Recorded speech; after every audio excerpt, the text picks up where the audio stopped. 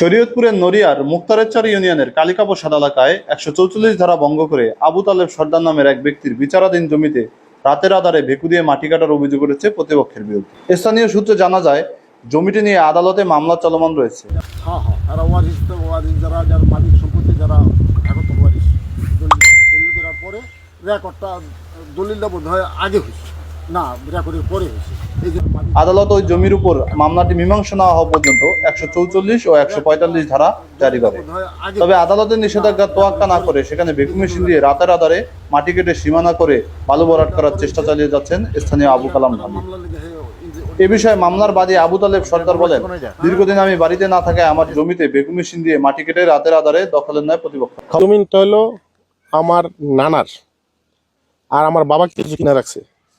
এই জমিটা তাই মামলা চলতেছে, বিগত ১৫-১৬ বছর ধরে মামলা চলতেছে।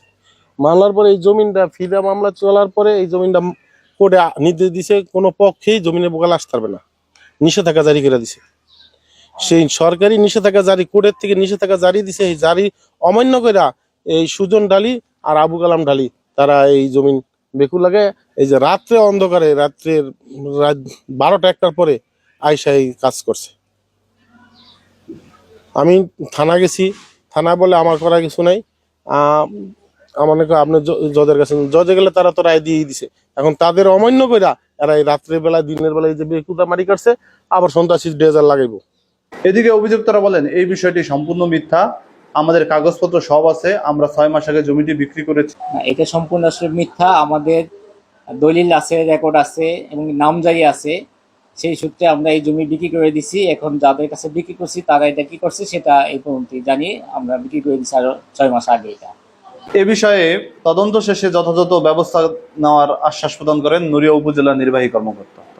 আমি যতটুকু জানতে পারলাম, কালিকাপ্রসাদ মুক্তারেরচরে ৭ নং ওয়ার্ড, সেখানে একটি জায়গায় আবুল কালাম ঢালি, বাদল ঢালি সহ বেশ কয়েকজন তারা একজন ব্যক্তির জমিতে স্থিতাবস্থা, কোর্ট থেকে স্থিতাবস্থা রয়েছে, স্টে অর্ডার থাকার পরেও সেখানে এক্সকাভেটর বা অন্যভাবে মাটি ভরাট করছে।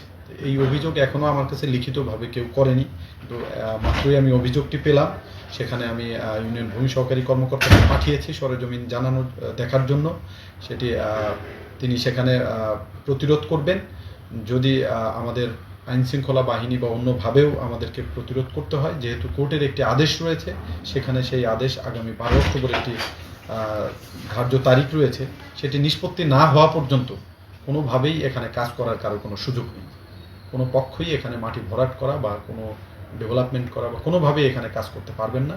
এ ব্যাপারে আমাদের পক্ষ থেকে সর্বাত্মক সহযোগিতা আমরা করব ইনশাআল্লাহ।